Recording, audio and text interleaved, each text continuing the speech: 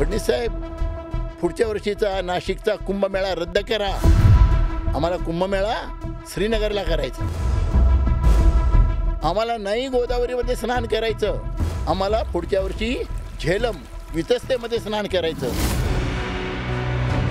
स्वर्गभूमी आहे, सौंदर्य आहे, निसर्ग म्हणतात तो आदर्श सगळा या ठिकाणी आहे. प्रत्यक्ष सोन्याची खाण म्हणजे सोनमर्ग. गुलमर्ग याचा अर्थ काय? गुल म्हणजे फुल आणि मर्ग म्हणजे डोंगर, फुलांचा डोंगर. मग मनामध्ये आत्ताच्या काही गोष्टी आल्यानंतर असं वाटतं की सगळ्यात मोठी असलेली क्रूरता पण तिथंच आहे का? काय त्या भागाला घाबरता? चला तिथे आणि मग बघा काय होतं ते. अशी घटना या आयुष्यात परत घडणार नाही.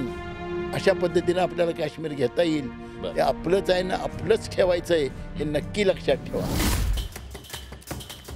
माझ्या देशाला जर का धोका निर्माण होणार असेल तर इथूनच होणार आहे.